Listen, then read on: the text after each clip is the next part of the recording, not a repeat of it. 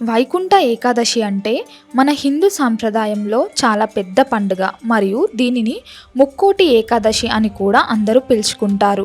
ముఖ్యంగా 2025 చివరిలో అంటే డిసెంబర్ 30వ తేదీన వచ్చే ఈ వైకుంఠ ఏకాదశి చాలా అరుదైనది మరియు చాలా స్పెషల్ అని చెప్పాలి. దీనికి కారణం ఏమిటంటే త్వరలోనే కొత్త సంవత్సరం రాబోతుంది. ఇలాంటి సమయంలో ఈ పవిత్రమైన పండుగ రావడం ఒక పెద్ద విశేషం.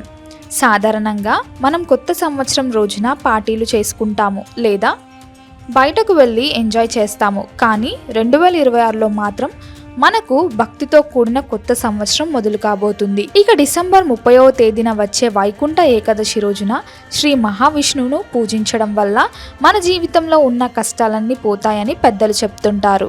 అసలు ఈ వైకుంఠ ఏకాదశి వెనుక ఉన్న స్టోరీ ఏమిటో మనం తెలుసుకోవాలి.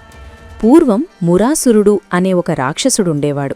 వాడు దేవతలను మరియు మనుషులను చాలా ఇబ్బందులకు గురిచేసేవాడు. ఆ రాక్షసుడి ఆగడాలు తట్టుకోలేక అందరూ వెళ్లి విష్ణుమూర్తిని కాపాడమని వేడుకున్నారు. అప్పుడు విష్ణుమూర్తి ఆ రాక్షసుడితో యుద్ధం మొదలుపెట్టాడు. ఆ యుద్ధం చాలా కాలం పాటు జరిగింది. ఒక స్టేజిలో విష్ణుమూర్తి అలసిపోయి ఒక గుహలోకి వెళ్లి విశ్రాంతి తీసుకోవాలని అనుకున్నాడు. ఆ సమయంలో విష్ణుమూర్తి నిద్రపోతుండగా ఆ రాక్షసుడు ఆయనను చంపడానికి అక్కడికి వచ్చాడు. సరిగ్గా అదే టైంలో విష్ణుమూర్తి బాడీ నుంచి ఒక శక్తి ఒక అమ్మాయి రూపంలో బయటకు వచ్చి ఆ రాక్షసుడిని అంతం చేసింది. ఆ శక్తికే ఏకాదశి అని పేరు పెట్టారు. విష్ణుమూర్తి ఆ అమ్మాయి భక్తికి మరియు శక్తికి మెచ్చి నీ పేరు మీద ఏకాదశి పండుగ జరుగుతుందని మరియు ఆ రోజు ఎవరైతే నన్ను పూజిస్తారో వారికి మోక్షం లభిస్తుందని వరమిచ్చారు. అందుకే ఈ రోజు మనకు అంత ఇంపార్టెంట్ అయిపోయింది. ఈ పండుగ రోజున ఉత్తరద్వార దర్శనం అనేది మెయిన్ హైలైట్ అని చెప్పవచ్చు. ప్రతి విష్ణు ఆలయంలో అంటే టెంపుల్లో ఆ రోజున ఉత్తర దిక్కున ఉన్న తలుపులను తెరుస్తారు. దీనిని వైకుంఠద్వారం అని అంటారు. ఆ గేటు గుండా దేవుణ్ణి చూస్తే మనం డైరెక్ట్గా వైకుంఠానికి వెళ్లే ఛాన్స్ ఉంటుందని భక్తుల నమ్మకం. అందుకే తిరుమల లాంటి పెద్ద పెద్ద టెంపుల్స్లో భక్తులు గంటల తరబడి లైన్లలో నిలబడి ఆ ఒక్క క్షణం దర్శనం కోసం వెయిట్ చేస్తారు. ఆ గేట్ నుంచి లోపలికి వెళుతున్నప్పుడు మనసులో కలిగే ఆ పాజిటివ్ వైబ్రేషన్స్ మనకు ఏదో తెలియని ధైర్యాన్నిస్తాయి. అందుకే ఈ రోజును మిస్ అవ్వకుండా గుడికి వెళ్లడం చాలా అవసరం. కాబట్టి ఈ రోజు మర్చిపోకుండా అందరూ శ్రీ వెంకటేశ్వర స్వామిని దర్శించుకుంటే అద్భుతమైన ఫలితాలు లభిస్తాయి. అలాగే మనం మన ప్లానింగ్ కూడా అలాగే ఉంచుకోవాలి. పండుగకు ముందు రోజే మనం మన ఇంటిని క్లీన్ చేసుకోవడం మీద ఫోకస్ పెట్టాలి. ఇల్లు ఎంత నీట్గా ఉంటే లక్ష్మీదేవి అంత త్వరగా మన ఇంట్లోకి వస్తుంది.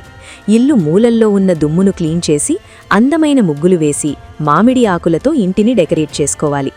ఇలా చేయడం వల్ల మన ఇంటికొక పండుగ లుక్ వస్తుంది. కేవలం ఇల్లు మాత్రమే కాదు, మన మైండ్ కూడా క్లీన్గా ఉండాలి.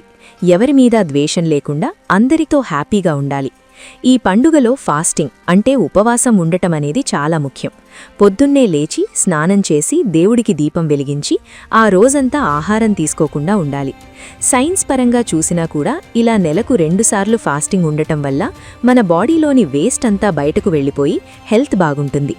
కానీ చాలామంది హెల్త్ ప్రాబ్లమ్స్ ఉన్నవాళ్లు లేదా ఏమీ తినకుండా ఉండలేని వాళ్లు పళ్ళు లేదా పాలు తీసుకోవచ్చు. అయితే రైస్ మాత్రం అస్సలు తినకూడదని మన శాస్త్రాలు చెబుతున్నాయి. రైస్ తింటే ఆ రోజు మనం చేసిన పూజకు ఫలితం ఉండదు. కాబట్టి ఆ ఒక్కరోజు కంట్రోల్ చేసుకోవడం చాలా మంచిది.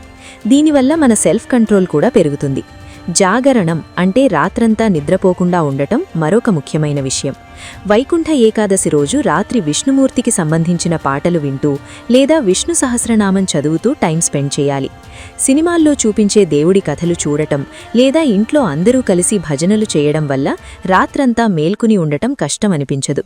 ఇలా నిద్రపోకుండా ఉండటం వల్ల మనలోని సోమరితనం తగ్గి యాక్టివ్గా మారతాము. మరుసటి రోజు అంటే ద్వాదశి రోజు పొద్దున్నే మళ్లీ స్నానం చేసి దేవుడికి నైవేద్యం పెట్టి ఆ తర్వాతే భోజనం చెయ్యాలి. దీనిని పారణ అని అంటారు. మన ప్రవర్తన కూడా ఈరోజు చాలా ముఖ్యం. ఎవర్నీ తిట్టకూడదు మరియు అబద్ధాలాడకూడదు.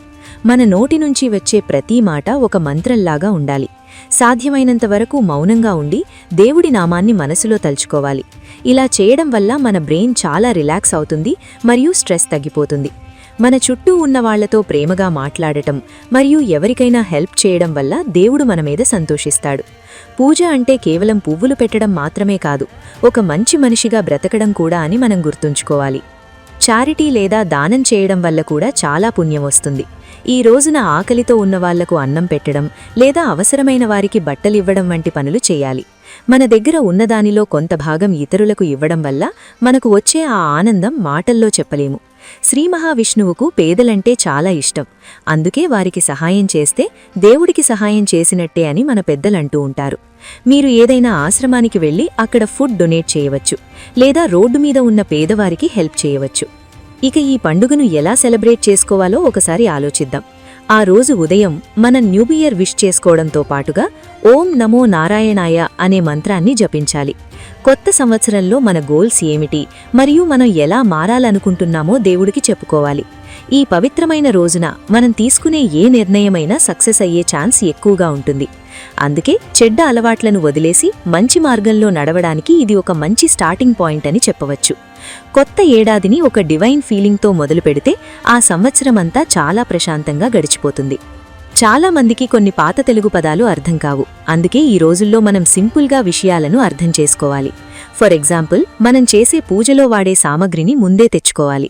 పూలు, పండ్లు, అగరబత్తులు మరియు దీపారాధన కుందులు అన్నీ రెడీగా పెట్టుకోవాలి. పండుగ రోజు హడావడి పడకుండా ప్రశాంతంగా ఉండడానికి ఇది హెల్ప్ చేస్తుంది. మన ఫ్యామిలీ మెంబర్స్ అందర్నీ ఇన్వాల్వ్ చేసి పూజ చేయడం వల్ల పిల్లలకు కూడా మన కల్చర్ మరియు ట్రెడిషన్స్ గురించి తెలుస్తాయి. వారికి ఈ పండుగ గొప్పతనం గురించి స్టోరీస్ రూపంలో చెబితే వారు కూడా చాలా ఇంట్రెస్ట్గా వింటారు. ముఖ్యంగా ఈ పండుగ రోజున తులసికోట దగ్గర దీపం పెట్టడం చాలా ముఖ్యం. తులసి అంటే విష్ణుమూర్తికి చాలా ఇష్టం. తులసి ఆకులతో దేవుణ్ణి పూజిస్తే ఆయన త్వరగా అనుగ్రహిస్తాడు. ఇంట్లో తులసి మొక్క ఉంటే దానికి నీళ్లు పోసి ప్రదక్షిణలు చేయడం వల్ల ఇంట్లోకి పాజిటివ్ ఎనర్జీ వస్తుంది. అలాగే ఈ రోజున విష్ణు దేవాలయాల్లో ఇచ్చే ప్రసాదం తీసుకోవడం కూడా చాలా మంచిది. ఆ ప్రసాదం కేవలం ఫుడ్ మాత్రమే కాదు, అందులో దేవుడి బ్లెస్సింగ్స్ కూడా ఉంటాయి. గుడిలో ఉండే ప్రశాంతమైన వాతావరణం మన మనసులోని నెగటివ్ ఆలోచనలను తీసివేస్తుంది. వైకుంఠ ఏకాదశి రోజున చేసే స్నానానికి కూడా ఒక ప్రాముఖ్యత ఉంది. వీలైతే ఏదైనా నదిలో స్నానం చేయడం మంచిది. కుదరని వాళ్లు ఇంట్లోనే నీటిలో కొంచెం గంగాజలం కలుపుకొని స్నానం చేయవచ్చు. ఇలా చేయడం వల్ల మన శరీరం శుద్ధి అవుతుంది. ఆ తర్వాత ఉతికిన బట్టలు వేసుకుని పూజగదిని నీటిగా అలంకరించుకోవాలి. దేవుడి ఫోటోకు పూలమాలలు వేసి మనకు నచ్చిన విధంగా అలంకరణ చేసుకోవాలి. దేవుడు మన భక్తిని చూస్తాడు, కానీ మనం చేసే ఆడంబరాలను కాదు. అందుకే మనసు పూర్తిగా ఆయన మీద లగ్నం చేసి పూజించాలి. పండుగ రోజు వంటల విషయానికొస్తే సింపుల్గా మరియు టేస్టీగా ఉండే నైవేద్యాలు తయారు చేయాలి. పరమాన్నం లేదా పులిహోర వంటివి దేవుడికి సమర్పించవచ్చు.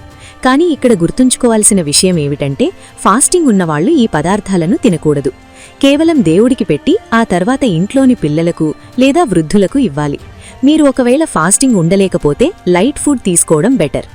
ఆయిల్ ఫుడ్స్ మరియు మసాలా వంటలకు ఈ రోజు దూరంగా ఉండాలి. దీనివల్ల మన హెల్త్ మరియు మైండ్ రెండూ యాక్టివ్గా ఉంటాయి.